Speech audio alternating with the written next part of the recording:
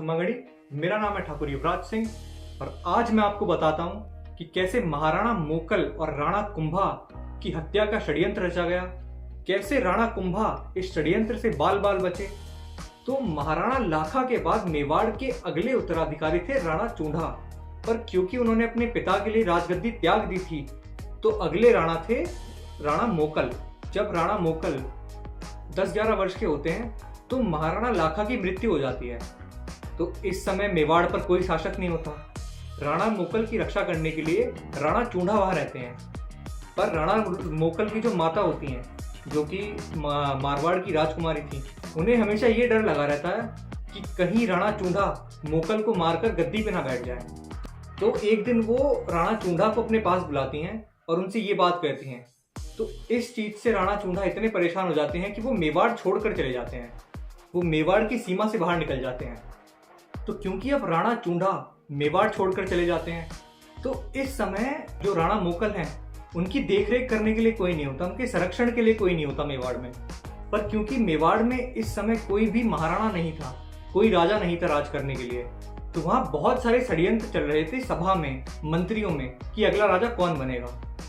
तो इन षड्यंत्रों को दबाने के लिए और राणा मोकल के संरक्षण के लिए जो राणा मोकल की माता श्री अपने भाई राव रणमल, जो कि मारवाड़ के शासक थे, उन्हें पत्र लिखती हैं, उनसे विनती करती हैं कि वो आए, राणा मोकल का संरक्षण करें और जितने भी षड्यंत्र हो रहे हैं राज में उन्हें दबाएं।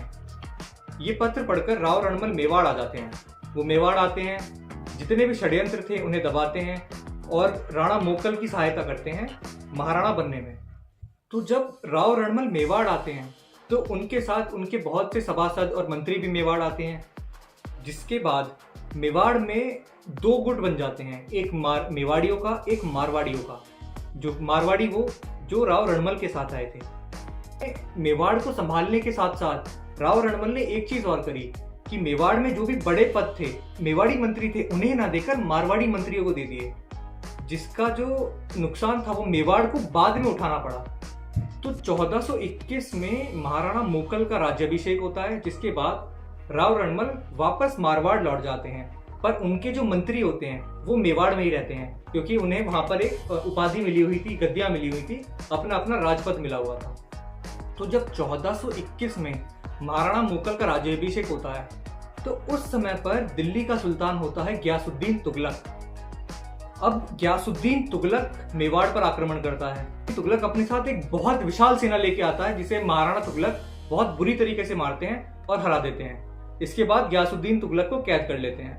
अब इससे पहले कि महाराणा मोकल अपनी विजय यात्रा पूरी कर पाते, उनके दो दूर के भाई चाचा और मेरा, उन्होंने उनकी हत्या कर दी। अब चाचा और मेरा राणा कुंभा को भी मारना चाहते थे। इस समय पर महाराणा कुंभा की उम्र 12 से 14 साल रही होगी।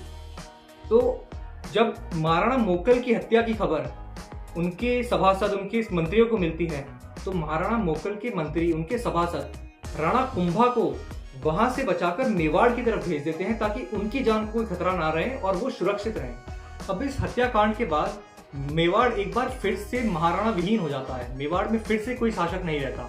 तो इसके बाद राणा कुंभा की रक्षा और संरक्षण के लिए एक बार फिर उनकी दादी यानी महाराणा मोकल की माता अपने भाई राव रणमल को याद करती हैं दोबारा से, ताकि वो आकर इस बार राणा कुंभा का संरक्षण करें। ऐसा ही होता है और राव रणमल इस बार फिर मेवाड़ आ जाते हैं। पर इस बार जब वो मेवाड़ आते हैं तो उनके साथ बहुत सारे मंत्री और बहुत सारे सभासद आते हैं। तो होता क्या है कि राव रणमल एक तरफ तो राणा कुंभा की मदद कर रहे होते हैं राजकाज संभालने में, राजकाज समझने में, और दूसरी तरफ उनके मन में आ जाता है कि मेरे पास मारवाड़ तो है ही, अब क्यों ना मैं कुंभा को मारकर मेवाड़ पे भी कब्जा कर लूं। ये षड्यंत्र किसी तरह मेवाड़ की महारानी यानी राणा कुंभा की दादी के पास पहुंच जाता है। तो उस समय राणा कुंभा की जान बचाने के लिए उन्हें सिर्फ एक व्यक्ति याद आता है, जो कि थे राणा चूंडा। अब मेवाड़ में इस समय मारवाड़ियों की जो संख्या थी वो बहुत बढ़ चुकी थी, तो अगर ऐसे में सीधा विरोध किया जाता तो वो मेवाड़ के लिए हानिकारक होता और शायद राणा कुंभा नहीं बच पाता। तो एक रात इसी षड्यंत्र के तहत राव रणमल को मदिरा में, शराब में मिलाकर नशीली दवा दी जाती है ताकि वो बेहोश हो जाएं।